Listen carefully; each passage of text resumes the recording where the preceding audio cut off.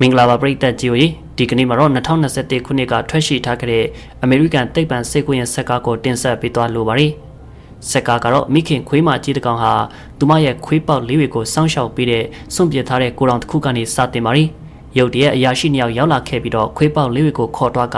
မိခင်ခွေးမကြီးကိုကလေးတွေနဲ့ခွဲလိုက်ပါတယ်။ဒါပေမဲ့အမျိုးသားတွေကဆောင်းအောက်မှာပုံနေတဲ့အနီရောင်တောက်တောက်ခွေးလေးတစ်ကောင်ကိုတော့တတိမထားမိလိုက်ကြပါဘူး။သူကသူတို့ရဲ့အနောက်ကိုလိုက်ဖို့ကြိုးစားပေမဲ့မမီတော့ဘဲနဲ့တကောင်လေးကြံ့နေခဲ့ပါတယ်။အတူချုပ်ပြောရမယ်ဆိုတော့သူဟာကုန်းလောင်ရွာထဲကနေထွက်လာနိုင်ခဲ့ပါတယ်။နယူးယောက်မြို့တနေရာမှာဆိုတော့ Emily Elizabeth ကပညာသင်ဆုကိုရရှိခဲ့ပြီးတော့ကျောင်းအသစ်မှာပြောင်းတက်နေခဲ့ပါတယ်။အခုအချိန်သူမစီမှာတငယ်ချင်းတယောက်မှမရှိသေးပါဘူး။သူမကတိုက်ခန်းတစ်ခန်းမှာနေပြီးတော့အဲ့ဒီတိုက်ခန်းပိုင်ရှင်ကအလွန်တောင်းဆိုချက်တွေများကစကားလေးများလွန်လာပါတယ်။ Emily ရဲ့အမေ Matt ကဥပဒေရေးရာကျွမ်းကျင်သူတယောက်အဖြစ်အလုပ်လုပ်နေခဲ့ပြီးအမြဲအလုပ်များနေသူတယောက်ဖြစ်ပါတယ်။ Emily ကတင်းညက်ပြီးတော့ပညာသင်ဆုရထားသူတယောက်ဖြစ်တာကြောင့်သူမကိုသူမရဲ့အတန်းပေါ် Florence ဆိုတဲ့သူကဆက်ပြီးစနောက်နေစေပါလို့ပြောပြပါတယ်။သူမသမီးကိုအားပေးဖို့အတွက် Maggie ဟာပြိုင်ဆိုင်ရှားလူရဲ့ဟာကဘာကြီးကိုပြောင်းလဲတဲ့လူရဲ့ပဲလို့ပြောပြပါတယ်။ခဏကြာပြီးနောက်သူမကလည်းအရေးပေါ်အလုပ်တစ်ခုအတွက်သမီးကိုကလေးထိန်းနဲ့ထားခဲ့ရမယ်လို့လာပြီးတော့အတိပေးပါတယ်။ Emily ကသူမရဲ့ဦးလေး Casey မဟုတ်တွေ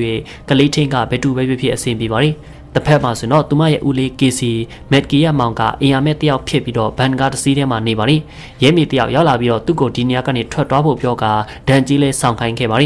ိသူကသူမကိုလစ်လျူရှုလိုက်ပြီးတော့အလုပ်အင်တာဗျူးတစ်ခုအတွက်ရုံးတရုံကိုအပြေးသွားခဲ့ပါလိသူရောက်သွားတဲ့အခါမှာတော့အမျိုးသမီးတယောက်စီသွားခဲ့ပြီးသူမကသူတနာရီလောက်နောက်ကျတယ်လို့ပြောပါလိသူကစိတ်ပြက်ပြီးတော့စိတ်မကောင်းဖြစ်နေရုံခန်းထဲကနေထွက်သွားကကမ်ပဏီရဲ့ logo ကိုကြကွဲပျက်စီးစေခဲ့ပါလိEmily ကသူမရဲ့အကြောင်းရန်ပုံငွေပွဲအတွက်ဘူးဝင်နဲ့ပလင်းတွေကောက်ဖို့အိမ်နာဝန်းကျင်ကိုထွက်လာပါတယ်။အဲ့ဒီအချိန်တွေအတွင်းမှာသူမကမျက်လက်ပညာရှင်မာလီတယူတန်အိမ်နီရှင်မစ်စစ်ကလန်ရှင်းနေဆောင်သွဲမစ္စတာနဲ့မစ်စစ်ဂျာဗစ်အရက်ဆိုင်ပိုင်ရှင်ဆန်ချန်တို့နဲ့တွေ့ခဲ့ပါတယ်။ပြီးရနောက်မှာဆိုတော့ Emily တိုက်ခန်းကိုပြန်လာခဲ့ပြီးတော့ Casey ဟာသူမကိုလာကြည့်ပေးမှဆိုတာကိုတီးလိုက်ရတာကြောင့်အလွန်ကိုအံ့ဩစိတ်ပြတ်သွားခဲ့ရပါတယ်။ Casey ကိုလောက်ရမယ့်အရာတွေအလုံးပြောပြပြီးနောက် Maggie ကလည်းထွက်သွားခဲ့ပါတယ်ခွေးနီလေးကတော့မြို့အထဲမှာသူစူးစမ်းကြည့်နေခဲ့ပြီးရင်ကျော်လမ်းအလယ်မှာရောက်နေရှာပါလိသူပန်းချံတစ်ခုကိုရောက်လာခဲ့ပြီးတော့မစ္စတာဘရစ်ဝဲနဲ့တွေ့ကမြို့သားကခွေးလေးကိုခေါ်သွားဖို့ဆုံးဖြတ်ခဲ့ပါလိနောက်တနေ့မှာဆိုတော့ကေစီကအမလီကိုမြို့အထဲခေါ်လာပြီးတော့ကေစီထားတဲ့သရိတ်ဆန်တွေအတွက်ခိုလုံရလေးတစ်ခုကိုသူမတွေ့သွားတဲ့အခါမှာတော့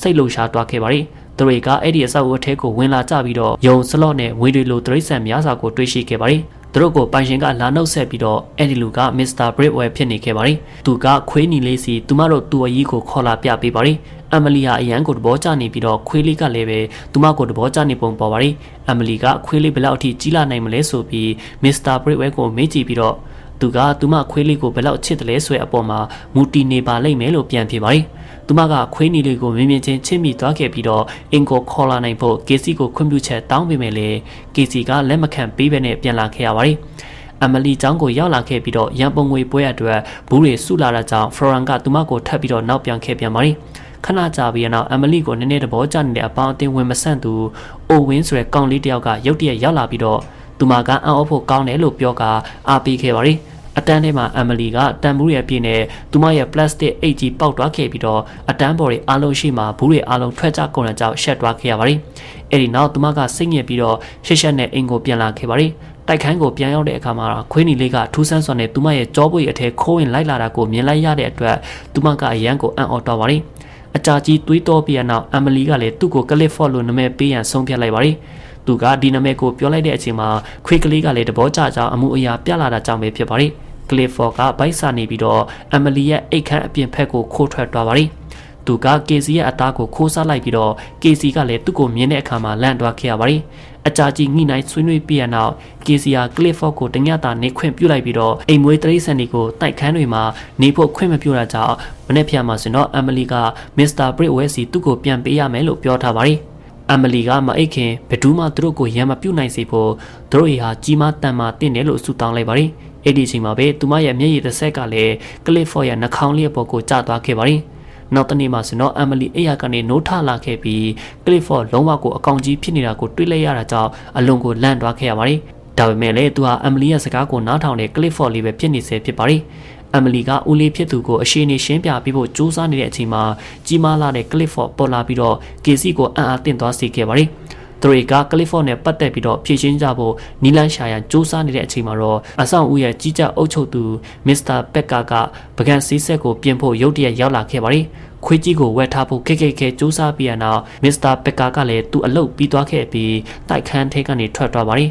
KC ကကလစ်ဖော့ကိုတရိษံဆရာဝန်စီခေါ်သွားပြီးတော့အဲ့ဒီနောက်မှာခွေးကြီးကိုပြန်ပေးဖို့မစ္စတာဘရစ်ဝဲကိုရှာကြမယ်လို့အကြံပေးပါတယ်သူတို့ကကလစ်ဖော့ကို KC ရဲ့ဘန်ကာအထက်မှာဝက်ထည့်ဖို့စူးစမ်းကြပေမဲ့အိုဝင်ကရုတ်တရက်ရောက်လာပြီးတော့ဘာကြောင့်ကြောင်းမလာရတာလဲလို့မေးကအနာကလူတွေရဲ့အာယုံကိုမရွယ်ပဲဆွဲဆောင်မိလိုက်ပါတယ်အဲ့ဒီလူတွေကလည်းအံ့ဩနေကြပြီးတော့ကလစ်ဖော့ရဲ့ပုံတွေကိုရိုက်ကူးယူကြပါတယ်ကလစ်ဖော့ကပလတ်စတစ်ဘူဖောင်းကြီးတစ်လုံးကိုတွေးလိုက်ပြီးတော့သူသွားဖမ်းနိုင်တယ်လို့ထင်လိုက်ပါတယ်သူကဘူဖောင်းအနောက်ကိုချက်ချင်းပြေးလိုက်ပြီးတော့နောက်ဆုံးမှာဖမ်းမိသားကပောက်ကွဲစေခဲ့ပါတယ်စီဝနီးပညာကမ်ပဏီ Linefect Group မှာ CEO Seth TRM နဲ့သူ့ရဲ့အဖွဲ့ကစားစရာတွေကိုပို့ပြီးတော့ကြီးလာအောင်လုပ်နိုင်မဲ့ formula တစ်ခုကိုထုတ်နေကြပါတယ်ဒါပေမဲ့စမ်းသပ်မှုကရလဒ်ကောင်းတွေပြမလာပါဘူးအခြေအနေကပိုပြီးတော့တိုးတက်လာပေမဲ့သူတို့မျှော်လင့်ထားတဲ့ရလဒ်တွေကိုမရောက်သေးက TRM ကလည်းစိတ်တူနေခဲ့ပါတယ်ကလစ်ဖော့ကအင်တာနက်မှာနာမည်ကြီးနေပြီးတော့ TRM ရဲ့လက်ထောက်ကိုလက်ကလူမှုကွန်ရက်အပေါ်က10ပေရှိကလစ်ဖော့ရဲ့ပုံရိပ်တွေကိုတူအားပြသခဲ့ပါတယ်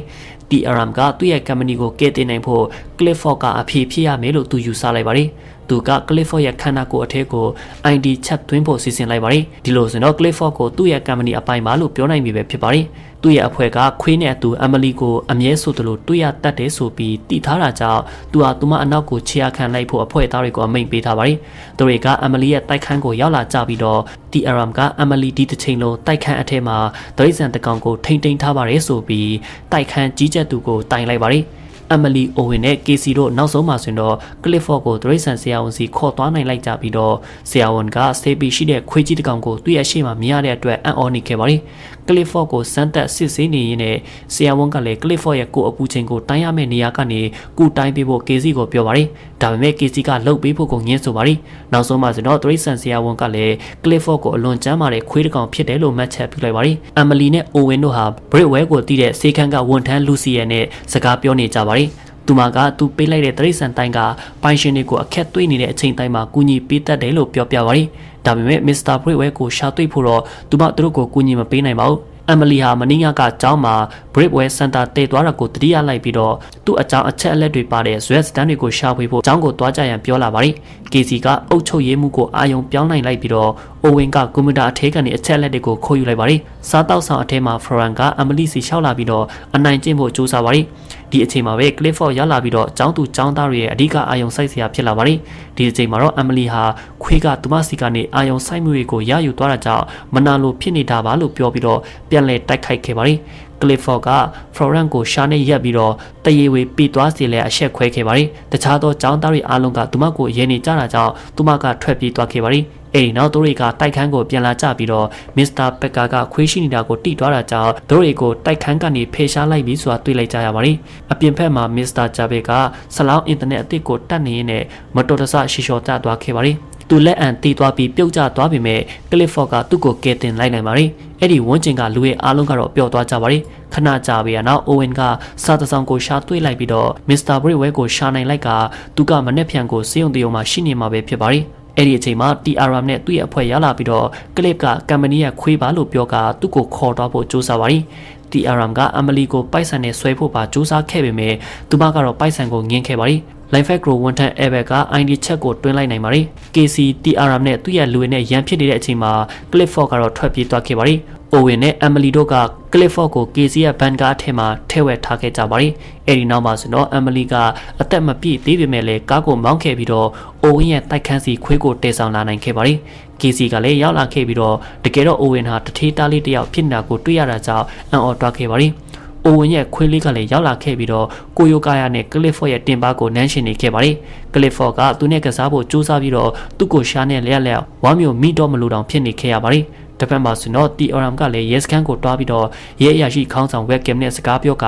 ကလစ်ဖော့ဟာ Linefect Group ကထွက်ပြေးသွားတာဖြစ်ပြီးတော့အလွန်အန္တရာယ်ရှိတဲ့သရိစံတကောင်ဖြစ်ပါတယ်။ဒါကြောင့်သူ့ကိုချက်ချင်းဖမ်းရမယ်လို့တိုက်တွန်းပြောကြားခဲ့ပါတယ်။ခဏကြာပြီးနောက်ရဲရရှိကရေးကြီးတဲ့အနေနဲ့ကြီးညာချက်ကိုထုတ်ပြန်လိုက်ပြီးတော့ကလစ်ဖော့ကိုဖမ်းဆီးနိုင်တဲ့လူတိုင်းစုရှိမြင့်ပါမယ်လို့ပြောပါတယ်။အဲ့ဒီအချိန်မှာပဲအိုဝင်ရဲ့အဖေအိမ်ကိုပြန်လာပြီးတော့သူ့ရဲ့အိမ်အထဲမှာရှောက်ပတ်နေတဲ့စေပီရှိခွေးနီကြီးကိုတွေ့သွားခဲ့ပါတယ်။သူကကလစ်ဖော့ကိုလုံခြုံပြီးကောင်းကောင်းဆက်ဆံခံရမယ့်တရုတ်ပြည်ကိုပို့ပေးကကူညီပေးမယ်လို့အမလီကိုပြောပါတယ်။ ဒါပေမဲ့အမ်မလီကတော့ Clifford ဟာသူမဘဝရဲ့အကောင်းဆုံးအစိတ်အပိုင်းလေးဖြစ်ပြီးတော့သူ့ကိုမစွန့်ပစ်လိုက်ရှင်တာကြောင့်ကန့်လန့်ချက်ကိုညှင်းလိုက်ပါတယ်မတက်တာတဲ့အဆုံး KC က Mr. Bridwell ကိုရှာဖို့မနေ့ပြန်ဆေးရုံကိုတွားရအမ်မလီရဲ့အစီအစဉ်ကိုလက်ခံလိုက်ပါတယ်။နောက်တနေ့မှာဆိုတော့သူတို့ကဆေးရုံကိုတွားခဲ့ကြပြီး Mr. Bridwell ရဲ့ Levin C ဖဲပြားလေးကိုသူတို့တွေ့ရှိခဲ့ကြပါတယ်။ဒါပေမဲ့လူနာတယောက်ကသူတို့ရှာနေတဲ့အမျိုးသားဟာအခုလေးတင်ပဲကွယ်လွန်သွားပါပြီလို့ပြောပြီးတော့အမ်မလီကလည်းစိတ်မကောင်းဖြစ်သွားရပါတယ်။တခြားရွေးချယ်စရာမရှိတာကြောင့်အမ်မလီက Clifford ကိုတရုတ်ပြည်ပို့ခွင့်ပြုဖို့စိတ်မပါစွာနဲ့သဘောတူလိုက်ရပါတယ်။သူမက